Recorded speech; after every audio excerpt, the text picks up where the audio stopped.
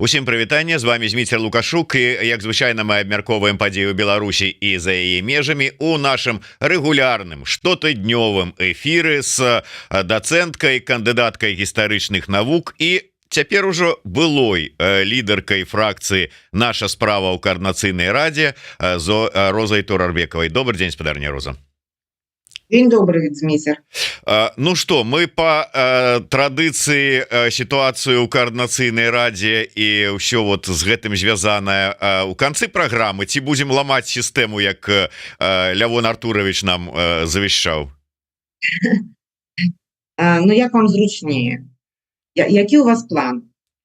Ну, мне план, каб ведаць, давайте я вас спачатку разгавару, а потым там поглядзім, а то можа быть можа быть так. Добра, давайте тады можа быть звернемся до самых свежых падзеяў і не наўпрост у Беларусі, але побач з ёй. Я маю на увазе вот зараз атаку на Курскую вобласць, якую ладзяць невядомыя сілы. Зе-паблікі перакананыя, што это узброеныя сілы Украіны, што узброеныя сілы Украіны увогуле з боку Украіны ніякіх афіцыйных заяваў, каментароў з гэтай нагоды няма.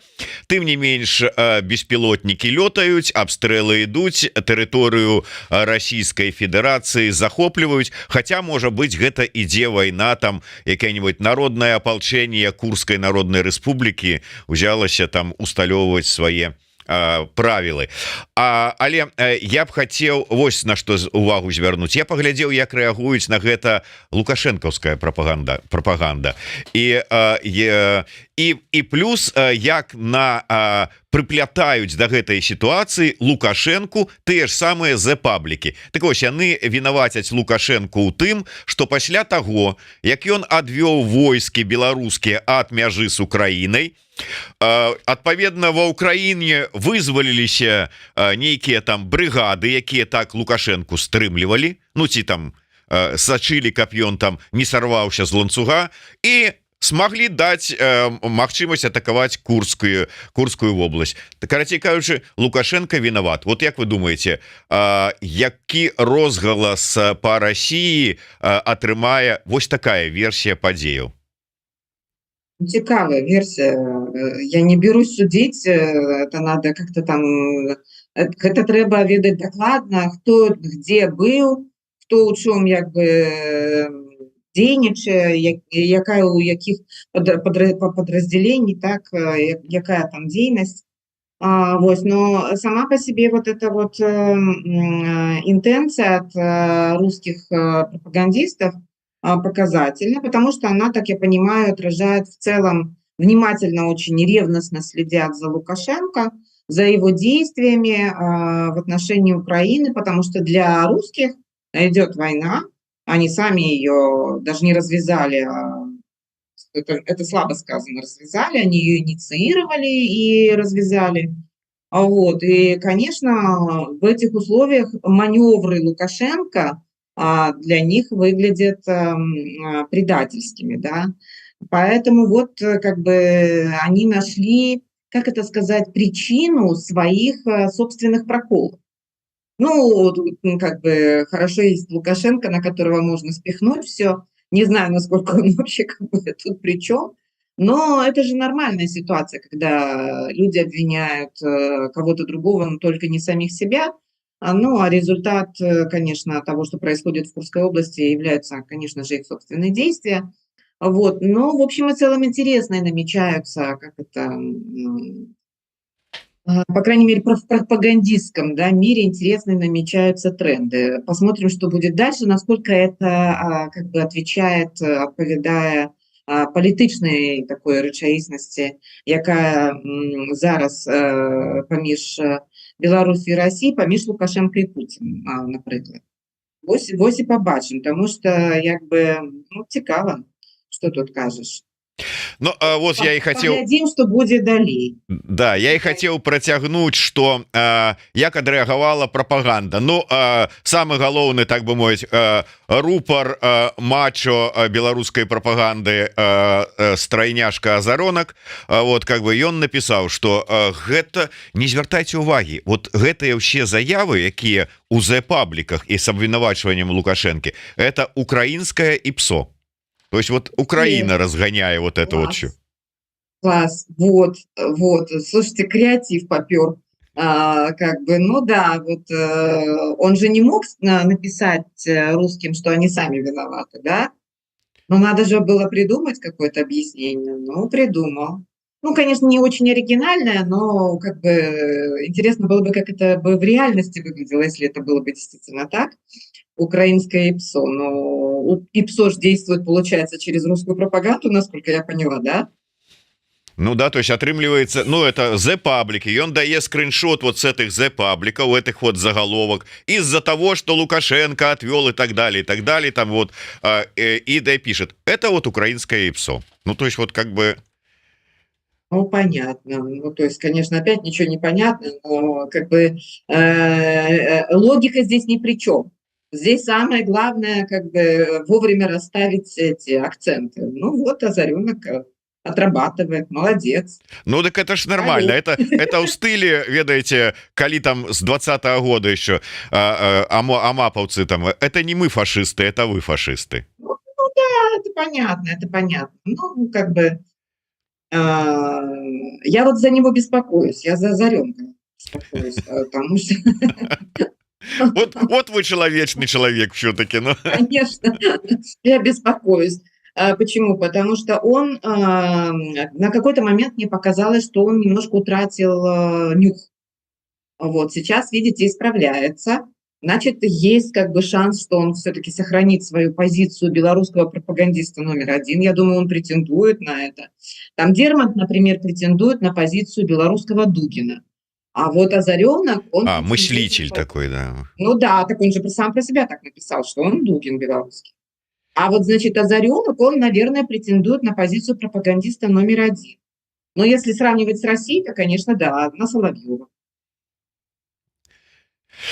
Так. Я переживала, что он утратит свою вот эту хватку. Ну, все хорошо, нормально двигается, все, нюх восстановился. То есть он с одного боку и Лукашенко оправдал, и как бы и такой прогиб у бок России так само. Вот, да, молодец. Скажите, так Лукашенко ж папярэджваў прапагандыстаў зусім недавно, что ну не наскакивайте на Украину, нам с ними жить, что вы там перегибаете? Ну, тут, понимаете, как это выбор между большим и меньшим злом, все-таки он выбрал зло меньшее, и я считаю, что это вполне логично с точки зрения Озаренка. Вот, но я думаю, что Лукашенко, когда говорил про то, что не надо наскакивать на Украину, это было рассчитано не на белорусских пропагандистов, а это было рассчитано на то, чтобы его услышали в Украине. То есть адресат был другой, мне кажется. Так, карыстаючся момантам, я хочу тут, ну, па-першае, нагадаць усім, хто гэтага, дарэчы, не зрабіў з нейкіх нагодаў, подписывайтеся на телеграм-канал спадарыні Розы Турарбекавай. Я так спадзяюся, што яна, можа быць, зараз вернецца больш актыўна выкладаць нешта там, размовы свае на свой YouTube канал. Так что загадзя раю, подписывайтесь, каб не пропустить на YouTube канал спадарыні Розы Турарбекавай. Ну и безумоўно подписывайтесь на YouTube канал Еврорады, каб не пропустить наши размовы, потому что нягледзячы на ўсё, а может быть на суперак усяму, спадарыня Роза застаецца нашим любимым и регулярным палітычным аглядальнікам на канале Еврорады. И откажу адразу гледачу под ником усё ўжо наконт того, сёння ж серада, дзе усаў, чаму нема гэтага гостя, что там памянялася. Ну вы ж разумееце, усе мы людзі занятыя. Вось у спадарыні Розы не атрымалася у панядзелак з-за іншых спраў, таму мы перанеслі яе на сераду. А Усава увогуле не атрымалася выйсці сёння в эфир, тому что не таму, что мы там на яго нейкі бан наклалі раптоўна, просто таму что ён з'ехаў па справах, яго няма ну прынамсі у Варшаве нема, скажем так, не будем уже удакладняць, і ён просто тэхнічна не мог выйсці у эфир. Таму наступную сераду ўсё будзе по плане, і я спадзяюся панядзелак таксама у спадарыні Роза. Спадарыня Роза, ваш калега Александр Фридман как бы жартам каментуючы вось усю гэтую сітуацыю с такой атакай невядомых на Курскую вобласці, наадварот там нейкія вот этыя падзеі у Курскай вобласці, написал такі жартаўлівы пост: больше других по поводу специальной военной операции ВСУ в Курской области переживает Александр Лукашенко, человек с хорошим воображением и богатой фантазией. А вось сапраўды гэтыя падзеі, гэта такі как бы для фантазии Лукашенко нормальные такие вот падзеи, есть про что подумать? Ну, думаю, что да, по крайней мере, вот эта опция, что военные действия будут перемещены через границу, да, то есть это все будет не на территории Украины, а, например, на территории России, может, не дай бог, Беларуси, потому что стык границы тоже существует, и, как вы знаете, что вот шахеды, да, российские залетали на территорию Беларуси достаточно глубоко. Кстати говоря, и по этому поводу, я думаю, что он тоже очень сильно волновался. Да, я думаю, что это все в совокупности, это все происходит буквально последние, да, недели. Все это в совокупности не может его не беспокоить, потому что нечаянно, как говорится, нечаянно может и пострадать территория Беларуси. А за это отвечать будет он, а не кто-то другой. Вот ўсё ж таки змянілася ваше бачанне того, з якой прычыны узгаданыя вами те ж самыя шахеды расійскія залеталі на тэрыторыю Беларусі, потому что были розныя варыянты, что это такі намёк Лукашенко, что это выпадковасць, там сбой сістэмы, ці адмысловыя такія вот палёты. Вот что вот сёння, вот як вы с паліталагічнага пункту гледжання ацэньваеце всю эту ситуацию? А после того, как Лукашенко съездил на Валаам, было вторжение шахедов на воздушное пространство Беларуси? По шчырасці, по датах уже докладно не памятаю. Вот и я не памятаю. Калі не, тады все як бы зразумела. Тады вот моя старая версия, она остается в силе. Если да, то тогда надо думать, дальше смотреть, наблюдать, потому что как бы по одному случаю сложно делать выводы. То есть я имею в виду то, что происходит после уже его визита с Валаам, после его длительных переговоров с Путиным. Тогда, да, возможно, мы можем говорить о том, что далеко не все вопросы были решены и урегулированы. Что еще продолжается. Это не досказанность, не нерешенность. А вот то, о чем говорил Лукашенко там в своих речах после Валаама, что все какие-то там противоречия или что-то там такое, не помню, не памятаю, какое-то там слово было использовано, что все разрешено, все урегулировано, больше ни о чем, как говорится, беспокоиться. То есть, значит, до этого времени он беспокоился. Я думаю, что да, тогда с этим и связаны эти неоднократные вторжения шахедов на территорию, воздушное пространство Беларуси.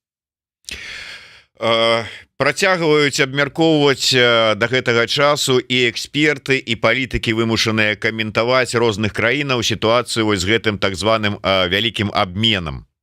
Таму што ўзнікаюць пытанні не толькі у беларусаў, чаму ніхто з беларусаў не патрапіў у гэты спіс, але ўзнікаюць і пытанні у тым же самым польскім грамадстве, чаму Польша аддала аднаго з затрыманых шпіёнаў расійскіх для гэтага абмену, а нікога з умоўна сваіх, таго ж самага Анджэя Пачобута не здолела выцягнуць. І вось даваў каментар глава бюро нацыянальнай бяспекі Польшчы Яцек Севера, і ён казаў, што ўсё ж таки ўсё это адбывалася тэма і прозвішча Пачобута падчас перамоваў абмеркаванняў яна ўсплывала.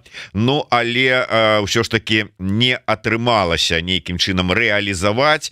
Увогуле ён параўнаў дзейнасць по вызваленню Пачобута, цытую, з ігрой на некалькіх фартэпіяна адначасова, і заявіў, что такая праца працягваецца, і игра с Беларусью по делу освобождения оппозиционера, который непреклонно представляет позицию как белоруса, так и поляка, критически относящегося к авторитарной власти, должна быть игрой, которую играет, как иногда говорят, на нескольких фортепиано. Ну и, маўляў, гэтая гульня працягваецца. Сёння, маючы вось больш інфармацыі по ўсіх тых падзеях, по ўсіх тых, ну скажем, намёках і там спробах вкліниться ў працэс, як вы ацэньваеце усю гэтую сітуацыю увогуле і перспектывы беларускіх палітвязняў конкретно?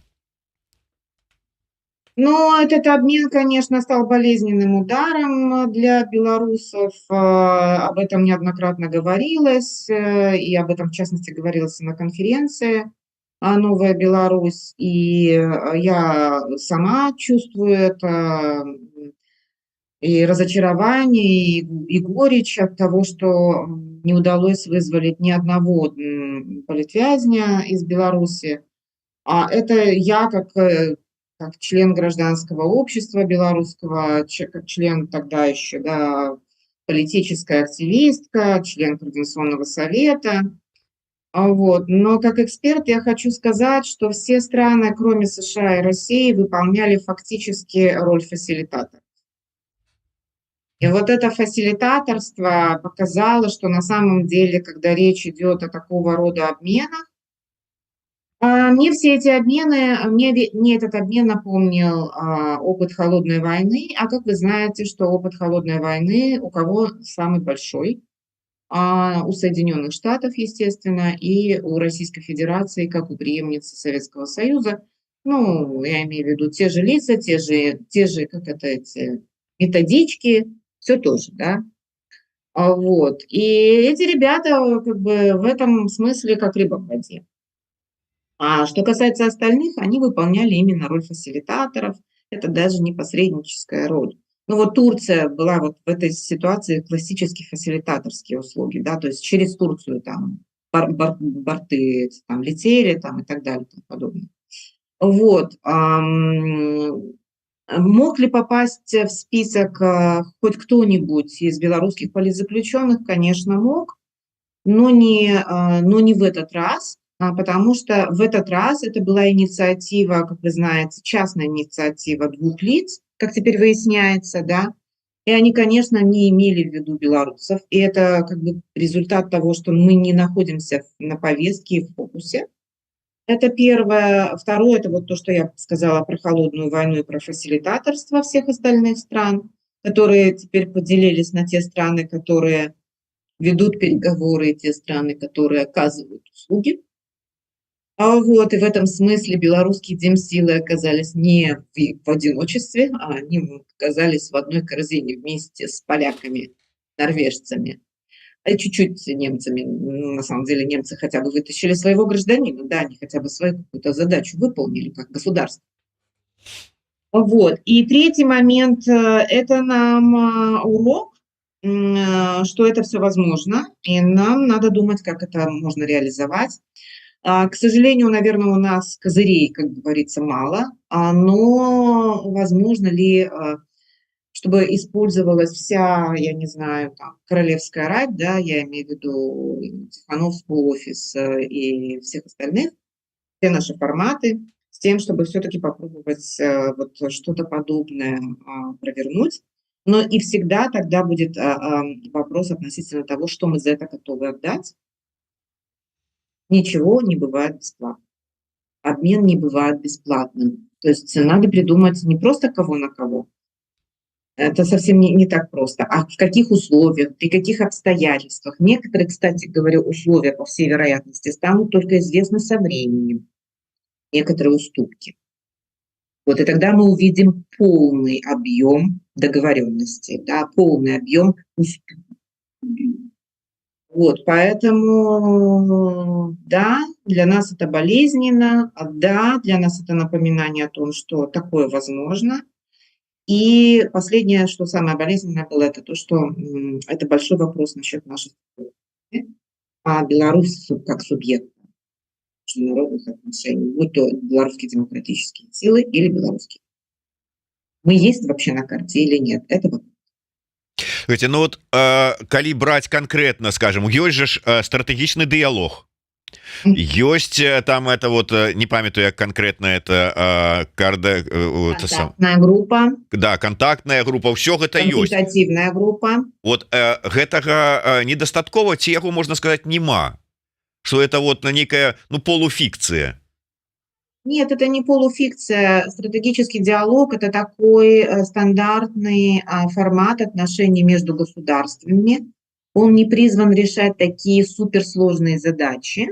Хотя в рамках стратегического диалога США есть отдельная рабочая группа по политзаключенным. Что там происходит, там далеко не все вещи происходят в открытом формате, и даже в полуоткрытом, и даже в полузакрытом, потому что это очень чувствительная тема.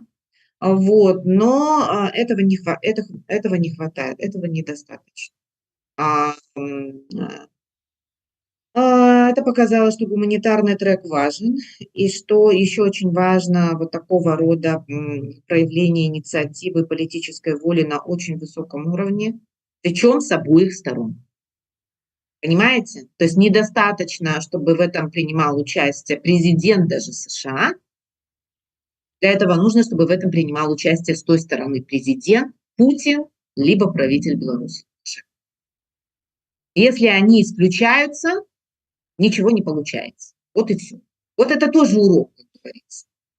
Алана Гибрамарян на панели по политзаключенным сказала, что она разочарована, что даже с террористами ведут переговоры. Да, они ведутся, но они ведутся неформально, и они ведутся именно в таких крайних, очень запутанных случаях, как раз именно в рамках гуманитарного трека. Такое бывает. Да, это нам тоже урок. Дарэчы, вось про тое, як вядуцца гэтыя перамовы, ўсё ж таки, як вы лічыце, вось за тое, што как-то агучана была гэтая інфармацыя наконт перамоваў, была звольненая са сваёй пасады журналістка, вельмі вядомая журналістка Блумберга.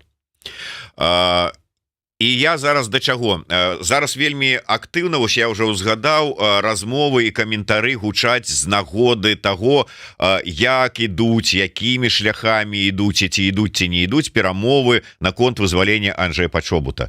І я ўжо чуў такое меркаванне, што вот гэтымі заявамі, гэтай публічнасцю аж занадта яны могуць сарваць гэтыя перамовы, таму што Лукашенко можа просто ўстаць в позу: ах, я бачу, як вам гэта ўсё трэба, так давайте-ка я альбо там просто стану ў позу, альбо запатрабую за гэта тое, што вы мне не здольныя будете даць. Вот наколькі вот гэты нюанс публічнасці сапраўды ў такіх пытаннях важны? Я бы сказала, насколько он может быть вредным. Я бы так вопрос поставил. Когда речь идет о чувствительных темах, которые имеют отношение к общественному мнению и сложившимся даже стереотипам, я думаю, на все 100% может навредить. Поэтому я хочу просто отметить, с одной стороны, демократия – это в первую очередь про прозрачность, да? Это про прозрачность, про публичность, про то, что медиа не должны оставаться в стороне, потому что иначе как бы сговор неизбежен.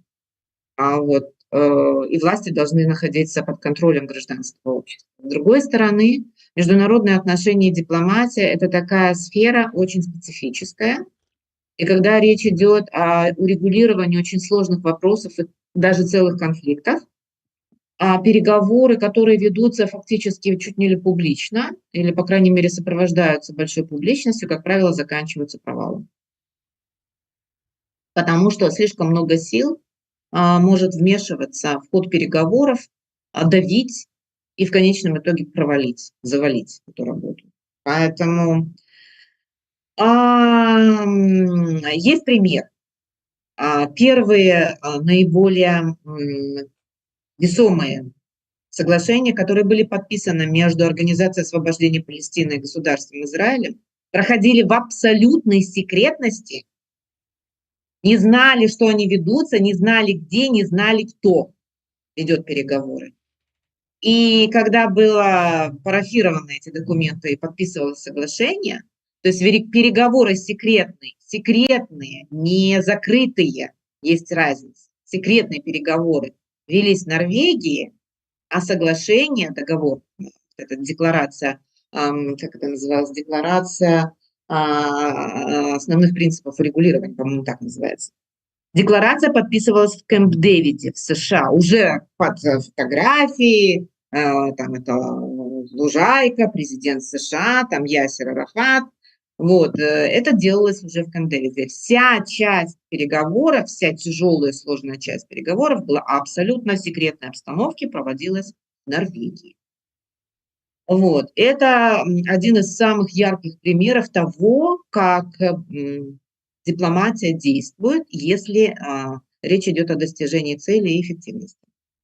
Вот. Но на сегодняшний день, к сожалению, прям такую суперсекретность обеспечить бывает крайне сложно, но можно, скажем так. Вот, поэтому, что касается гуманитарного трека, так это 100%, что такие вещи происходят, как правило, не просто за закрытыми дверями, они происходят в абсолютной, такой секретной обстановке. Собственно. Вы сказали, калі ўсё ж таки каментавалі гэтую сітуацыю, такую фразу, что мы готовы аддаць. Калі ўсё ж таки вот мы говорим про нас як про вот дэмакратычную супольнасць, дэмсілы, беларускую грамадскасць, а у нас есть что отдавать в этой ситуации? Это большой вопрос. Если у нас что отдавать, вернее, скажем, если нам что предложить, да? Не то чтобы отдавать, если нам что предложить. Наверное, это большой вопрос. Тут я не могу сказать прямо точно, но что мы должны сделать, это точно, это видеть проблему в том виде, в каком она существует в реальности. И я сейчас поясню, что я имею в виду. Я имею в виду, что влияние демократических сил, оно на самом деле ограничено, и вот эту ограниченность, да, буквально, этот политический капитал, который является ограниченным, мы должны вот эту ограниченность видеть. Это первое. Второе, конечно, очень многие вещи, не будут делаться в угоду нашим интересам. В этом и заключается проблема субъектности белорусских демократических сил. Да? Вот. Если завтра встанет вопрос о том, что цена свободы Анджея Почобута является возвращение польского посла в Минск, например, вот. И не только это, там может быть еще вдобавок что-нибудь, и польская сторона, например, вдруг примет решение, если не вернуть посла, то, по крайней мере, поднять там уровень представительства, то есть пойти на диалог, такой, я бы сказала, диалог ситуативный, не стратегический, да, а ситуативный диалог. Что в этой ситуации белорусские демократические силы могут?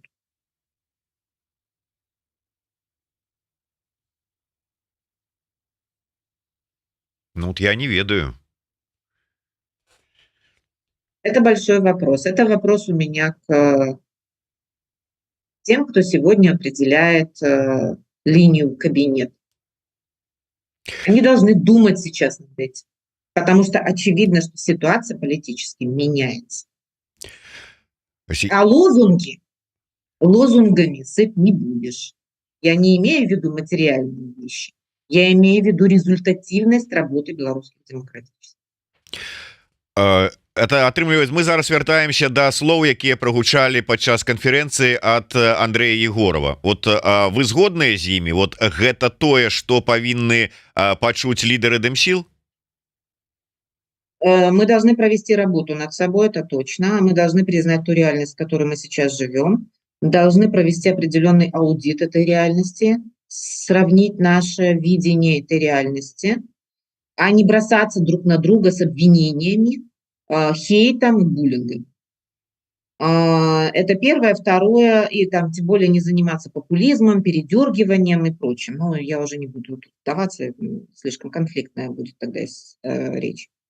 Что касается Андрея и его речи, то я уже, в принципе, писала и давала интервью. Солидарности моя оценка не меняется. Я с ним согласна в оценке таких основных трендов. Некоторых акцентов, нюансах я с ним не согласна, я это тоже прописывала. Вот, но я считаю, что Андрей поставил проблему. В науке, как и в экспертизе, самое главное – это сформулировать проблему. Он ее сформулировал, наконец.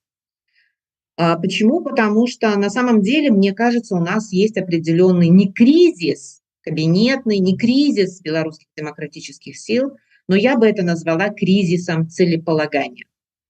К какой мы сейчас цели двигаемся, исходя из тех ресурсов и возможностей, которые у нас есть.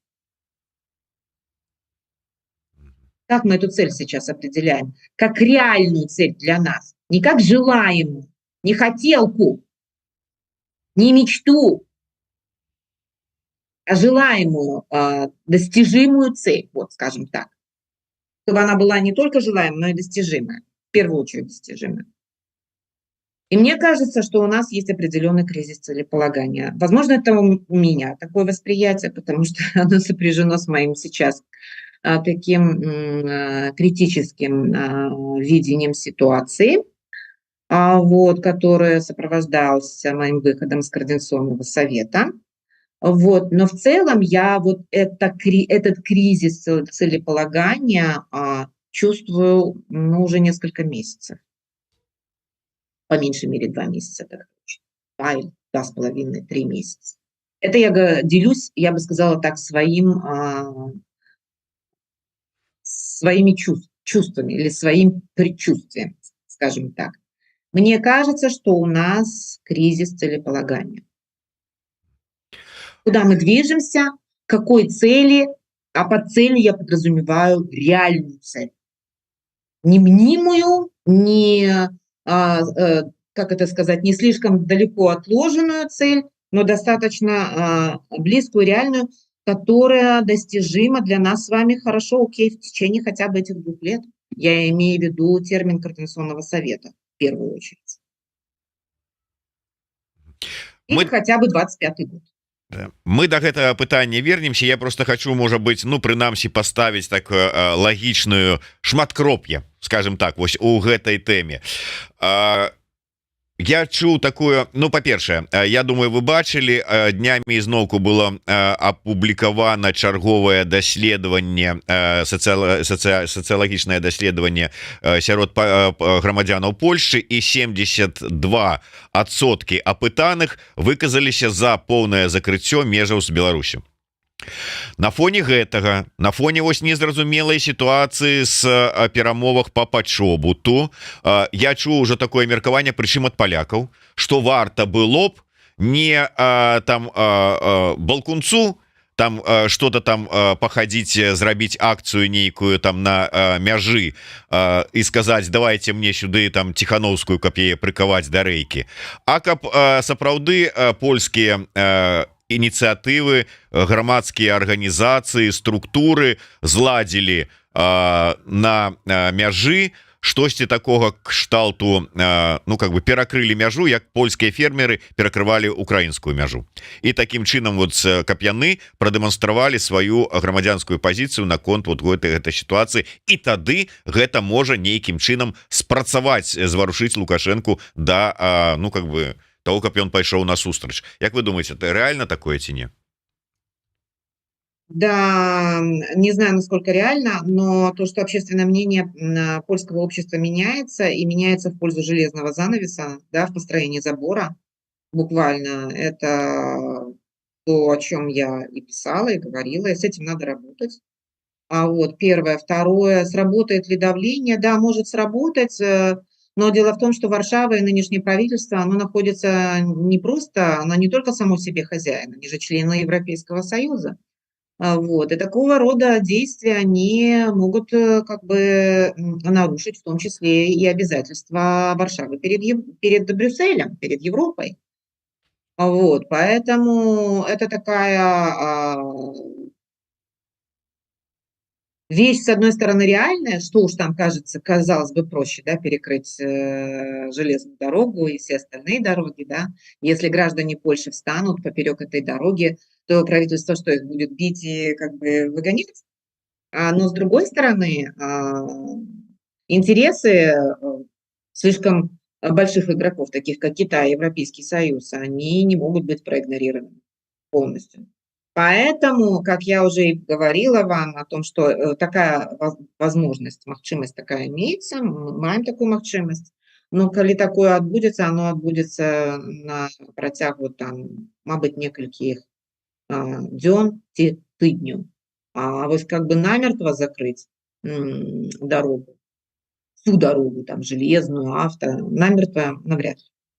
И тут вопрос, как бы Лукашенко сломается или нет, это следующий вопрос. Сломается он или нет. Это зависит от того, как долго это будет длиться тоже. Может сломаться, конечно. Я думаю, что они реально в администрации Лукашенко, они тоже ситуацию, в принципе, так или иначе должны реально оценивать. Но решение принимает, конечно, лично Александр Григорьевич. Если бы все зависело от Питкевич, поверьте мне, все решалось бы гораздо быстрее и прагматичнее. Я так думаю. Мое такое меркование. Простите, там, уважаемые господа, сидящие в Минске, что я сейчас про это говорю, но мое такое мнение, что если бы Питкевич бы решал этот вопрос, он бы пошел бы быстрее. Но так как дело все упирается в Лукашенко, в его решение, в его характер, в его как бы представление, то этот вопрос будет бесконечно затягиваться, и ситуация будет ухудшаться. Она может вообще быть очень, как это, с непредсказуемым исходом, кстати. Да чаго можа дайсці на ваш погляд, прычым можа быть, ну калі браць по ініцыятыве менавіта з таго з мінскага боку? Не знаю, что будет с того боку, но я так, ну, мое такое меркаванне адносна гэтага пытання, что все это з'яўляецца таким прессом на психику Лукашенко, на его стан, у тым ліку фізычны стан. Усё гэта не спрыяе як бы здароўю. Вось, ну, гэта его асабістае пытанне. Вось, калі это датычыцца палітыкі, тады это іншае пытанне, потому что может быть нанесен существенный урон Беларуси как транзитному государству. Одна из немногих сфер экономики и доходных частей бюджета, которые все еще существуют как доходная часть. Ну, ухудшение ситуации для белорусской экономики, ухудшение ее имиджа. Я не знаю, на что будет тогда, как это сказать, способен Пекин в этой ситуации, как он будет пересматривать эту ситуацию, как он будет пересматривать отношения с Минском, и в том числе и торговые отношения. Я имею в виду именно использование Беларуси как транзитной территории, потому что Беларусь как торговые партнеры для Пекина ничего не значит. Беларусь как транзитная, в первую очередь, территория. Сложно сказать, но я думаю, что все-таки остатки разума еще присутствуют, поэтому, может быть, они все-таки не доведут до крайности. И в этой связи, наверное, расчет тех польских политиков, которые думают о том, что блокада может воздействовать на Лукашенко, она имеет свою как бы рациональность. Есть тут рациональные зерно. Но тут много факторов будет, которые и субъектов, которые будут этому противодействовать изнутри, не публично. В том числе из Брюсселя будут звонить, возмущаться. Они, например, точно говорят, вы что, с ума сошли? Речь же идет не о Беларуси, речь же идет о нашей торговле с Китаем. Вы понимаете вообще, о каких цифрах и о каких компенсациях за остановку железной дороги будет речь идти? Мы же еще даже не поднимали этот вопрос. Мы же даже не знаем, под какие страховые обязательства идут все эти грузы и кому эти обязательства будут предъявлены в суде. Вот о чем речь. Там же речь идет о серьезных цифрах. Потянет ли польское правительство такое в случае чего, если их признают виноватыми, например. Да, цікавы поворот, конечно. Ну скажут, гэта виноваты лукашэнкаўцы, тому что мігранты, міграцыйны крызіс, мы ж вот как бы ахоўваем мяжу от міграцыйнага крызіса такими методами. Вот, потому что действия-то чьи? Кто перекрывает? Понимаете, судят не за помыслы, судят за поступки, как вы знаете, за действия. В нормальном суде судят за поступки, а не за помыслы. Понятно, что все согласны, вся Европа согласна, что во всем виноват Лукашенко, но за что его-то в этой ситуации будет судить? Проблема же, за какие действия? Его, по идее, надо судить как раз-таки за гибридные атаки, за то, за пятое, десятое. Вы слышали хоть где-нибудь и как-нибудь, что было вот это вот, как это сказать, возбуждено против него дело в международном суде, например? Нет, еще ни одного дела не возбуждено. Поэтому пока он даже не является как бы фигурантом дела. Это первое. Второе, если перекроют границу, это не он же перекроет. Это второе. И третий момент, ну, даже если так и как бы мы представим себе, что на Лукашенко можно свалить всю вину, а как его к ответу призвать? Как? Только что ордер выписать. Но тогда этого нужно, чтобы доказать, что это преступление против человечности и так далее и тому подобное. Но что касается перекрытия железных дорог, это не преступление против человечности, как вы знаете. Ну, да, это злачынства супраць дабрабыта грамадзянаў Евросоюза. Очень серьезная проблема. Вот я о чём.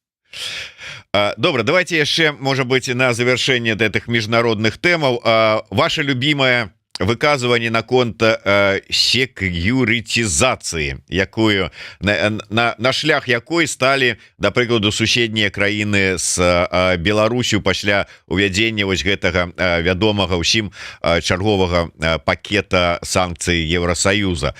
Але зараз мы глядзім, вось Польшча ўсё ж таки адмовілася, скажем, уводзіць нейкія санкцыі ў дачыненні да беларусаў, якія едуць праз мяжу. Па-першае, аўтамабілі ніякіх у іх да іх дачынення санкций нема, ніякія пассажирскія пункты перакрывацца не плануецца, абмежаванне войт не плануецца. Латвія, яны там хитро поступили, там в латвийском стиле такие: нельзя, но если очень надо, то можно. Если взять там отповедную паперочку, доведочку, то можно ехать. Может, все ж таки не такая она уже и страшная гэтая секьюритизация, коли там доводы привести, то ну коли подход, как кажуть, знайсці, то все можно повернуть назад. И именно, что секьюритизация — это именно процесс, который я описываю как процесс к возможному воздвижению железного занавеса. То есть мы еще в движении к нему. Но теперь давайте сравним с тем, что было год тому назад. В каком мы сейчас положении находимся. Давайте сравним, сколько погранпунктов за это время было закрыто, сколько было принято ограничительных мер. Ну, тренд однозначный. Второе, не хочу, конечно, никого расстраивать, но, например, что касается Литовской Республики, здесь все еще движение именно секьюритизации. Вы же знаете, что вот буквально сегодня или вчера, наверное, я не помню точно, было принято решение о сокращении выдачи лицензий автоперевозчикам, имеется в виду автобусы. Да, вчера про это. Сокращение рейсов, получается, сокращение рейсов. А вы понимаете, что между Беларусью и Европой буквально, да, не только Литвой, Беларусью и Европой, вот этот вот путь Минск-Вильнюс является одним из самых плотных, я имею в виду, здесь самое плотное движение. Вот, и для минчан, например, не только для минчан, для всех белорусов, но в частности для минчан, потому что Минск самый большой город все-таки, Вильнюсский аэропорт является воздушными воротами в Европу. Ну, это же не секрет. Это же не секрет. Вот, поэтому плотность вот этого потока автобусов, она возросла многократно именно в связи с отсутствием железнодорожного сообщения, да, в связи с закрытием аэропорта Минского, вернее, скажем, запрета полетов. Вот. И в этом смысле Вильнюс приобрел важнейшее значение транспортного узла для белорусов. Вообще для белорусов.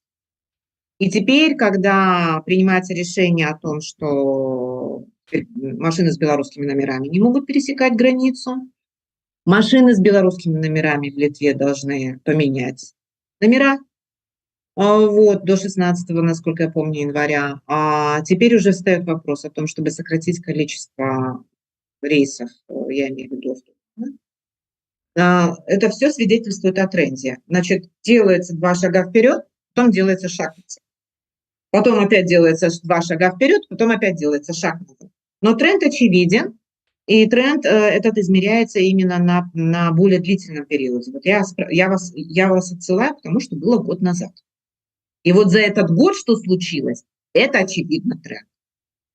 То, что немножко удается там немножко смягчить удар, отступить немножко, защитить, там, да, адвокатировать, как раз работа для офиса Тихановской, они настолько, насколько хватает их сил, возможностей, связи, они пытаются с этим справиться.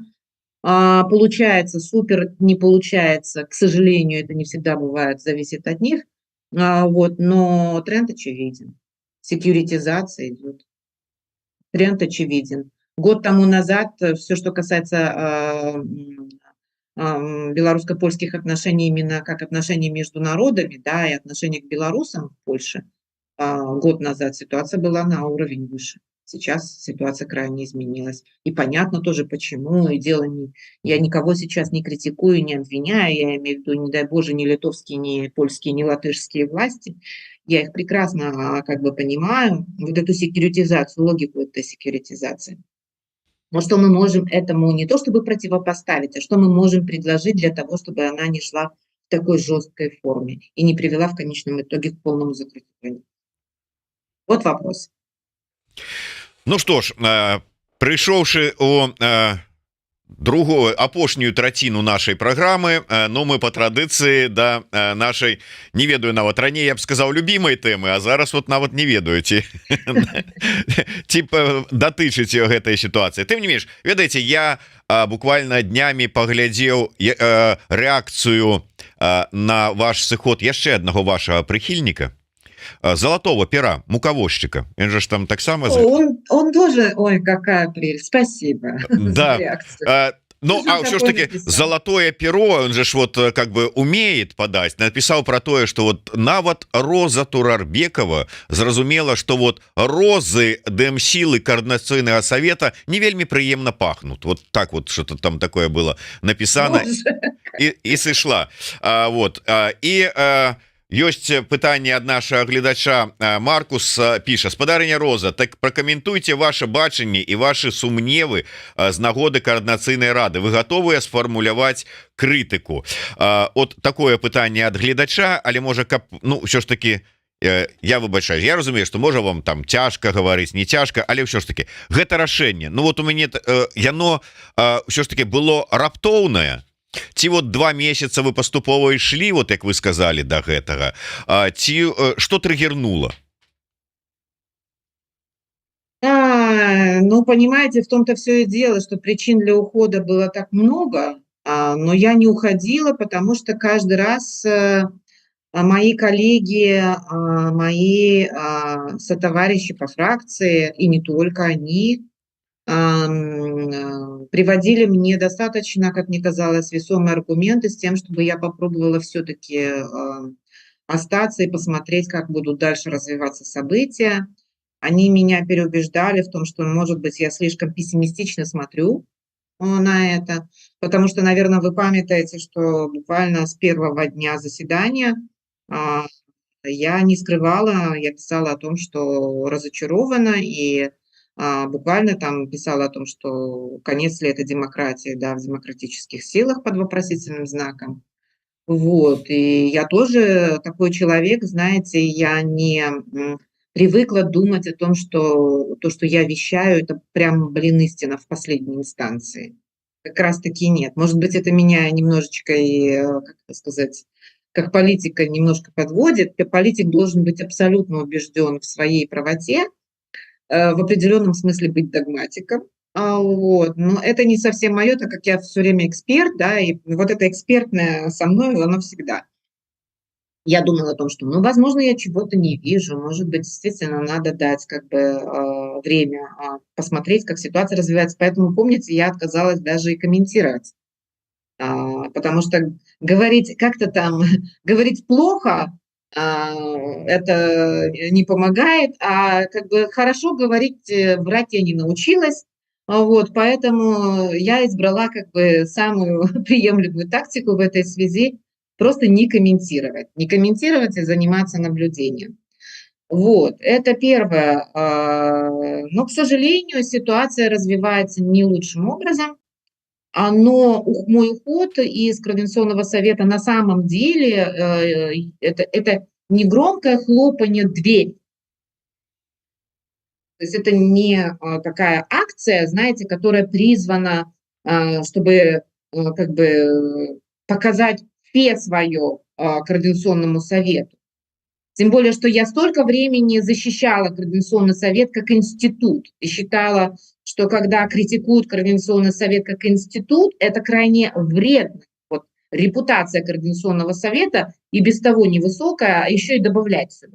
Поэтому я всегда была против вот этих вот демонстраций, да, буквально там, хлопаний дверями и прочее. Вот, поэтому, я приняла решение о том, что ухожу после того, как, добавились еще мои личные причины, которые я не собираюсь озвучивать. Извините, пусть это останется при мне. Они просто стали последним. То есть я когда думала о том, почему я ухожу, они просто стали последним аргументом, почему я должна уйти. Вот, но я не ушла тогда, когда я приняла решение. Я решила подождать до окончания конференции о Новой Беларуси 2025, чтобы не устраивать, извините меня, демарши накануне конференции. И я всегда думала о том, чтобы, знаете, мой самый основной принцип какой? Не навреди. Я не хотела вредить, в первую очередь. Хлопнуть дверью накануне или во время конференции, или перед конференцией, с моей точки зрения, это в общем и целом плюнуть, как говорится, в сторону своих коллег, которых я много из них знаю лично, достаточно близко, очень уважаю. Уважаю их вклад, уважаю их стремления, уважаю то, что они делают. Поэтому, проявляю уважение к ним. Я приняла решение это сделать уже после конференции. Но на конференцию я шла уже с принятым решением, которым я ни с кем, конечно же, не делилась, для того, чтобы не создавать какой-то там нездоровой сенсации в этой связи. Это если коротко. А если более развернуто, то, что я увидела на конференции, меня, конечно, не порадовало, но лишний раз меня убедило в том, что моя оценка остается, к сожалению, прежней. И, в общем и целом, я для себя нашла возможность с этой ситуацией как-то по-другому работать. И я собираюсь продолжать сотрудничать, с Координационным советом в другом качестве.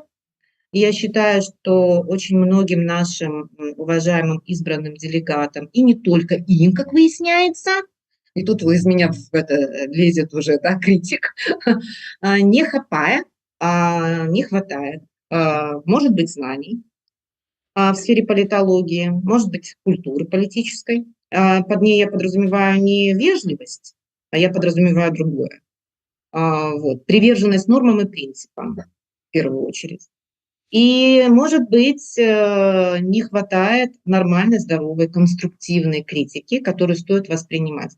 Поэтому вот ту рекомендацию, которую я выдавала буквально нашим демократическим силам, в большей степени нашим демократическим силам, побольше читать экспертных papers, а не слушать их, как говорится, с чьих-то слов, читать самой читать. Светлана Георгиевна, читайте сами, пожалуйста, эти papers. Самим читать Шрайбмана всего целиком, не вырванные цитаты.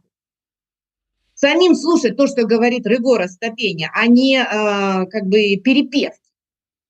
Это очень важно. Мне кажется, что экспертное сообщество на самом деле длительное время игнорируется его мнение, а не просто мнение, высказанное там за 5 минут в 5 карточках. Слушайте, сядьте, прочитайте 20-страничное исследование. посмотрите, что откуда берется. То же самое, что касается социологических этих самых работ. То же самое, что касается работ относительно санкций. Policy paper, которые там выпущены последние по санкциям, в частности, то, о чем пишет Дмитрий Круг, например. Ну, я про себя скромного молчу, да.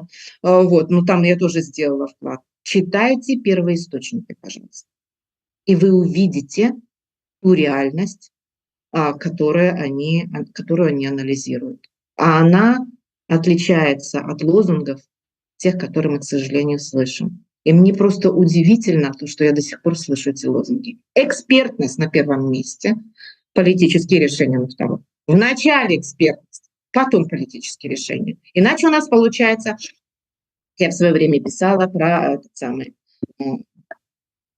ученый совет при Чингисхане. Вот это самое противное.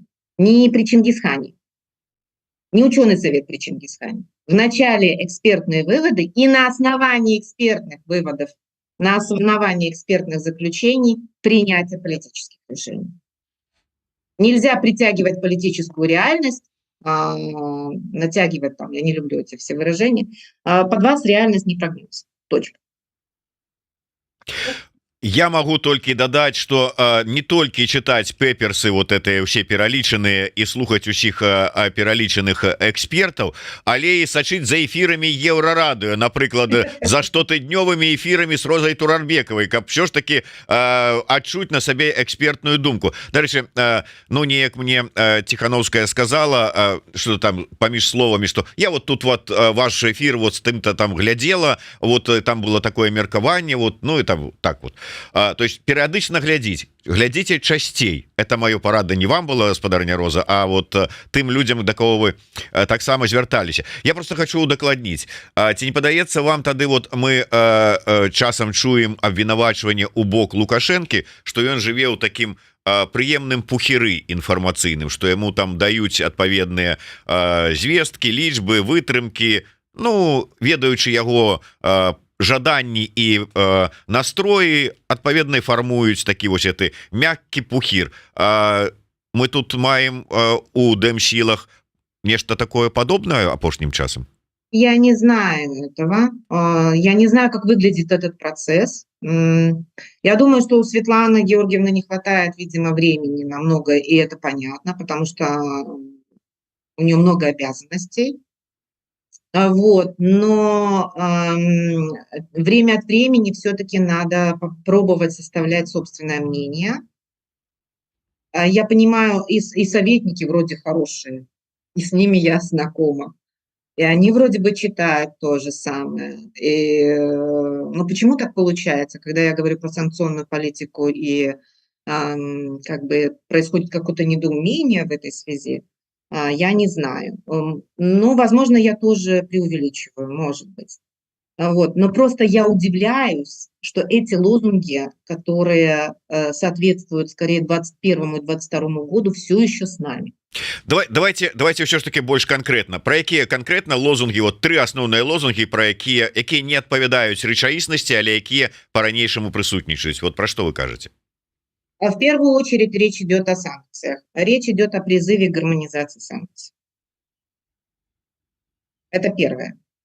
А второе, то, что Беларусь, конечно, это там концлагерь, да, но вот то, о чем я говорила, Беларусь не черная дыра, мне кажется, что это очень существенная вещь, о которой мы забываем.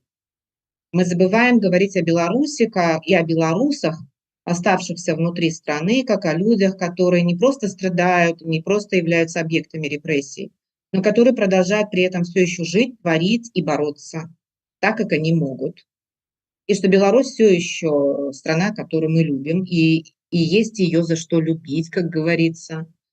Вот, это второе. Ну, пожалуй, наверное, пока все, как бы, хотя бы вот это посмотреть, на это посмотреть. И понимаете, в чем дело? Я же ведь не призываю изменить полностью стратегию. Я призываю в первую очередь составить объективное академическое, научное, экспертное представление о санкциях и последствиях санкционной политики для Беларуси и для белорусского общества. Дипломаты уже в открытую говорят, это невозможно отделить белорусов от режима, когда речь идет о таких масштабных санкциях. Это неизбежно, что белорусское общество будет страдать. После этого, когда мы настаиваем на том, чтобы санкции были приняты более жесткие и чтобы они были сгармонизированы вместе с российскими санкциями, чтобы нас положили в одну корзину с россиянами для того, чтобы помочь бороться Украине против России, потому что Беларусь превратилась, там, я не знаю, в сборочный там цех для этих самых, для ВПК России, да, там, додаток ВПК России. Вот, это одна часть, это один аргумент. Но мой аргумент заключается в том, что на самом деле обход санкций для России осуществляется в массовом порядке не столько через Беларусь, сколько через Азию. Потому что и Китай, и Индия, и Центральная Азия, они все принимают участие, потому что они с этого имеют свой бенефит.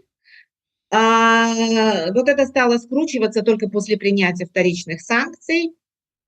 И то, как говорится, не факт. И в этой всей истории с гармонизацией санкций и с тем, чтобы в отношении России вот эти санкции принимались как можно более жесткими, история с Белоруссией является не самой заметной. А последствия для белорусского общества, вот мы об этом мало говорим. И я призываю просто провести аудит и провести экспертное, в первую очередь, а потом политические слушания относительно санкций и их последствий для белорусов. Потому что наша задача какая? Адвокация белорусов? Или какая-то другая задача? Вот у меня такой вопрос. И если мы говорим, с одной стороны, мы призываем гармонизировать санкции, да, усилить давление на режим, а с другой стороны, не строить железный занавес, мы с вами уже сколько раз это обсуждали. Это прямо противоречащие друг другу тезисы. Тут надо либо это, либо это. Вы полякам попробуйте это объяснить. Вот простым людям даже. Не то, что там дипломаты. Дипломаты-то понимают, почему мы это говорим, но они не знают, как решить эту задачку, да, тяжелую. И об этом я и говорила, что вот эта секьюритизация, которая угрожает, и теперь она всем очевидна, какой она наносит вред белорусам, простым белорусам, ведь в очередях там кто стоит, не Лукашенко же. Кто визу не может получить? У кого лекарства от рака нет? У Лукашенко, что ли? Побойтесь Бога, пожалуйста. А кто на самом деле страдает сейчас от всего этого? Белорусы. Напрямую ли это зависит от санкций, либо это косвенные последствия санкций? Вот о чем я хотела задать вопрос. Возможно, я ошибаюсь. Супер, если я ошибаюсь. Супер. Но давайте хотя бы проведем нормальное, объективное слушание со всеми этими вводными и выводными, как говорится. И из этого уже на основе этой экспертизы, объективной, всякой разной, наших споров экспертных, цифр, результатов опросов общественного мнения, наконец сделаем вывод. Мы вообще с белорусами в Беларуси или мы где-то в другом месте? Мне кажется, что вот этот момент является наиболее важным сейчас и востребованным. Может быть, мы даже уже и припоздались. Вот когда я выходила с нашей программы «Наша справа», с этими лозунгами, с этими пунктами программы, это уже даже было немножечко поздновато. Надо было с этим выходить чуть-чуть раньше. Это просто перезрело даже, эта повестка. И эта повестка, она, понимаете, в чем дело? Она не может осуществляться параллельно с жесткой повесткой. Вот о чем речь. Мы же тоже должны выстраивать баланс между требованием ужесточения санкций в отношении режима и нет железной заслоны. Найти умный баланс, умный ход этому. У меня сейчас готовых ответов нет, но я просто не могу закрывать уже глаза на это. Просто уже, извините, не замажешь глазки. То, что я вот в Литве, находясь в Вильнюсе, вижу, как опускается железный занавес, здесь он наиболее как бы очевидно, да, опускается. Ну, невозможно уже больше это игнорировать. А просто лозунгами и потом, как бы пожарными методами считаете, что это как бы хороший ход? Может быть. Я знаю, что офис Светланы Тихановской делает все от себя возможное. Они там действительно очень много работают. И их позитивные результаты я подчеркнула в своем последнем интервью как лидер нашей справы. Я всегда стараюсь быть объективной, невзирая ни на что. Но, к сожалению, я хочу сказать, что, наверное, стратегически необходимо делать определенную такую аудит и слушание.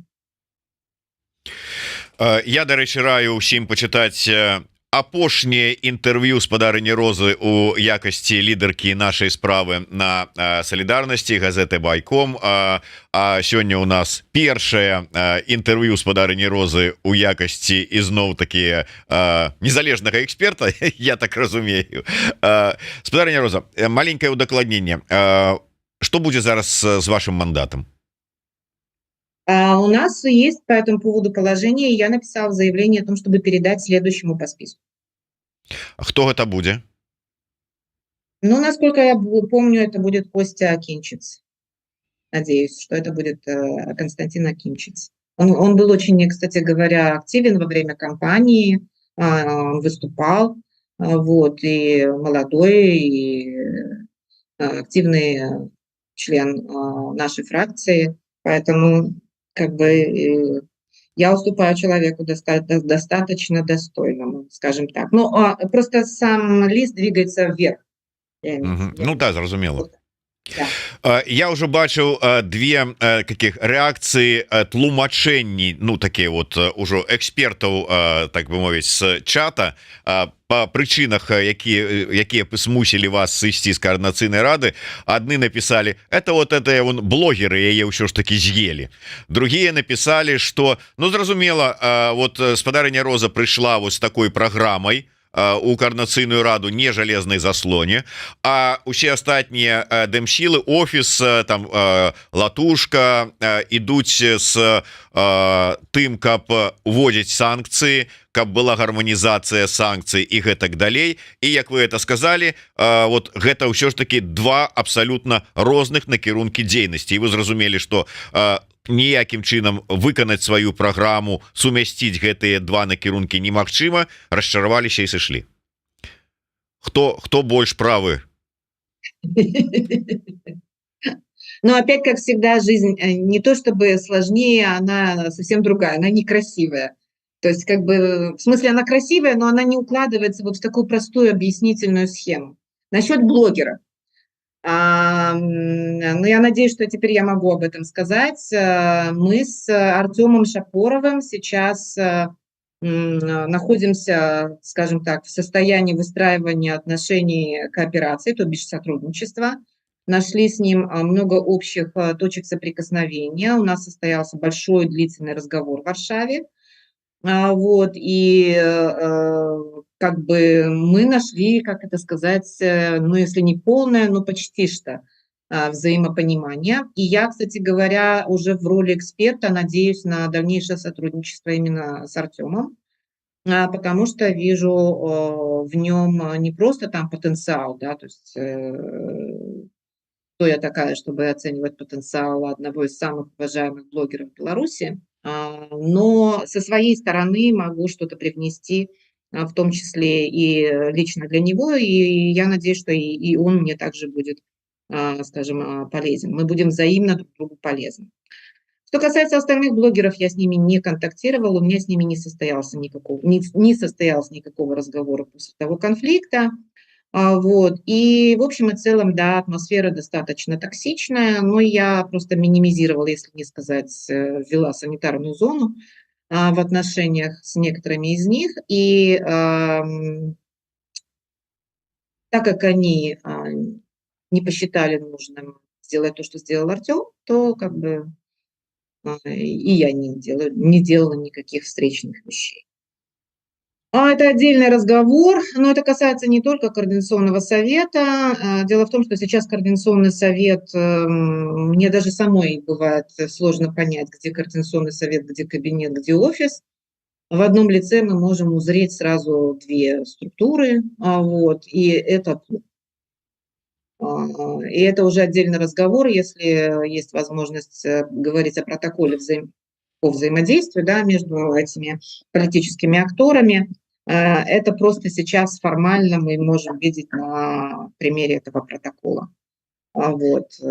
Протокол, конечно, подводит итог тому новому политическому, как бы, новому витку внутренней политической борьбы, которая была. И в результате, конечно, пострадали, как мне кажется, принципы, демократические принципы. Я никого сейчас не буду обвинять лично, но в результате ни один из принципов, на которых должна выстраиваться демократическая политическая система, ни один из этих принципов не соблюден в полной мере. Это я очень мягко сейчас сказала. А давайте Это не принцип. мягко, я все одно хотел у вас пытаться, каб вы все ж таки свою реакцию на конференцию, на ее выніки, на ее документы коротко мне описали. Вот, ну вот, может быть, не выбираючи особливо словов, как вы умеете иногда. Нет, сегодня я не в том настроении. Я не в настроении, как говорится, ругаться и ругать. Вот. Но скажу, конечно, я свое слово скажу. Во-первых, я хочу сказать, что к конференции я же уже приняла решение. Я приняла решение не после конференции. Я после конференции написала заявление и сделала как бы этот шаг.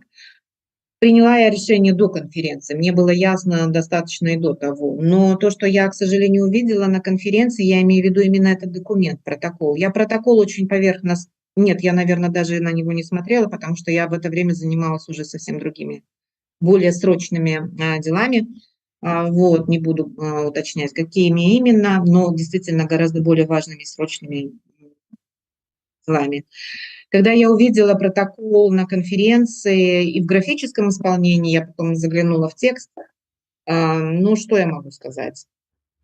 Графически и в тексте это выглядит как выстраивание всех трех акторов, выстраивание их как подчиненных структур офису Светланы Тихановской или самой Светлане Тихановской. Вот, ну, что тут как бы неожиданного, если Стася Глинник, которая является советником Светланы Тихановской, или как там у нее официальная позиция, я не помню, называется, она является вице-спикером. Вот, то есть ее прямая, даже не аффилиация, вообще как бы включенность, она настолько очевидна, что как бы уже дальше одного этого примера хватит. Что касается Анжелики Мельниковой, я имею в виду спикера Координационного совета, я считаю, что здесь как раз-таки может быть шансов больше выстроить более независимую позицию, но все-таки вот это мое предложение относительно ее выхода из НАО продолжает оставаться в силе. Я это уже ей предлагала, она знает. Вот, потому что чисто с формальной точки зрения это необходимо было бы сделать. Я всегда привожу в пример притча во языце Егоров, бедный Андрей, вот что когда он стал спикером Координационного совета, он вышел из состава офиса, тем самым обеспечив самостоятельность и определенную независимость Координационного совета от офиса. Теперь близко этого нет, просто близко. Поэтому хорошо, что это просто протокол, а не малая конституция. Я надеюсь, что это не станет моделью в будущем для выстраивания отношений внутри страны, потому что если будет что-то подобное, смысл было бороться с Лукашенко. Смысл. Я надеюсь, что это всего лишь навсего протокол взаимодействия между тремя полу-НГО, полуполитическими структурами, но если все три структуры позиционируются как политические, а Координационный совет, несмотря ни на что, прошел через выборы, и поэтому он политическая структура, голосовали за людей, и при этом стал такой соподчиненной структурой, буквально подпоркой фактически для кабинета и офиса, ничего хорошего в этом нет. Пример плохой. Хорошо, что это понарошку, а не в стране. Всё. Так, ну добра, і так мы больш за гадзіну з спадарыняй Розай гаворым, уже затрымаў яе. Так вот напісаў Андрей Мельнікаў: спадарыня Роза, як заўсёды па-за канкурэнцыяй, прыемна бачыць і чуць яе у любы дзень. Цалкам пагаджаюся і падтрымліваю. Дарэчы, у мяне ёсць вот свая версія, каб чаму спадарыня Роза да канферэнцыі не абвесціла аб сваім жаданні, бо тады б журналісты цытавалі б это ўсё і ставілі б так: Валерый Сахашчык і Роза Турарбекова. Ну а вот становіцца побач, ну как-то спадарыня Роза, відаць, палічыла не вельмі добрай. Не было бы так, потому что о Сахащике я узнала в последний момент, хотя намеки такие были. Но о том, чтобы выйти из КС именно после конференции, я приняла это решение гораздо раньше, прежде чем стало это известно вообще по Сахащику.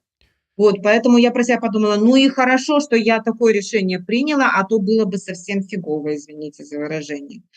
Ну, как бы бить лишний раз демократические силы, белорусские демократические силы, особо ума не надо было. Во мне нету духа, там, как это сказать, мне нет желания отомстить, хлопнуть дверью и сказать: вот вам, вот не оценили вы меня, вот вам. Но это был бы самый некрасивый поступок с моей стороны, потому что любого рода такие демонстрационные вещи, они как бы эффектны в определенный момент, но если встает вопрос о пользе, какая, польза? Вред? Ну, правда, муковозчик все равно напишет, но я же не на муковозчика ориентировалась. Я на вас ориентировалась, например, извините. Ну, знаете, вы, дарэчы, сёння наговорили ўсё одно столько, что там пропаганда уже сядзіць, руки потирая, там уже чакаем, что там все это там сливы и все остальное дадут. Кстати, последний. Я хочу сказать, передать привет пропаганде. Передать привет. То, что я ушла из Координационного совета, в этом отчасти вина пропаганды. Достаточно большая часть. Но пропаганды той, а не вот нашей, потому что по Сахащику журналисты во всем виноваты. Тур, я имею в виду муковозчик и все, кто там меня булил и сделал из меня прямо там, я не знаю, там цель, да, таргетинг, буллинга и так далее и тому подобное, они сделали свой вклад. Они тоже вот это принимали участие в создании токсичной атмосферы вокруг меня. Вот, и если бы Тур не проголосовал, может быть, глядишь бы, и я и осталась. Так что, ну, что я могу сказать? Вот, они тоже приняли участие в том, чтобы я ушла. Пусть с себя вины не снимают, пусть берут на себя ответственность. Правильно. А то взялись, понимаешь, как голосовать на демократичных выборах, так тут Тур первый уже тут и пашпорт Новой Беларуси отрымал. Вот да. А як так, так не. Ответственность, вот. Он же за меня голосовал, он же за меня и отвечает. Ну, вот, дарэчы, за вас голосовал наш глядач Максим, и пытается: спадарыня Роза, а вы пойдете у палітыку у Новой Беларуси, калі ўсё будзе по-сур'ёзнаму? Если я к тому времени окончательно не состарюсь, а тогда это будет, знаете, там поход старух во власть. Примерно так же, что и дедов во власть, бабок во власть. Вот, поэтому политика — дело тяжелое и серьезное. Она требует серьезных физических, моральных, нравственных сил. Если к тому времени они у меня сохранятся, может быть, я ничего не исключаю как эксперт. Да. Ну, у любым выпадку сваім прыкладам спадарыня Роза прадэманстравала, што сінімі пальцамі не трымаецца за ўладу. І это вось добры прыклад асобным дзедам. Не успели посинеть. Да. Добре, дзякую вялікі, спадарыня Роза. Да наступнага тыдня. Я нагадаю яшчэ раз, што нашы штотыднёвыя сустрэчы са спадарыняй Розай Турарбекавай працягваюцца насуперак усяму. Аналіз і экспертыза — гэта наша ўсё, так што мы будзем по-ранейшаму расказваць вам усю праўду пра ўсё і пра ўсіх. Для гэтага, каб не прапусціць, подписывайтеся на Telegram і YouTube канал спадарыні Розы Турарбекавай. И, безумовно, подписывайтесь на YouTube канал Еврорады, ставьте свои подобайки, натискайте на звоночек и расширвайте, каб мага больше людей послухала гэтые выдатные думки от нашего эксперта. Дякую яшчэ раз, спадарыня Роза, до сустрэчы. До сустрэчы.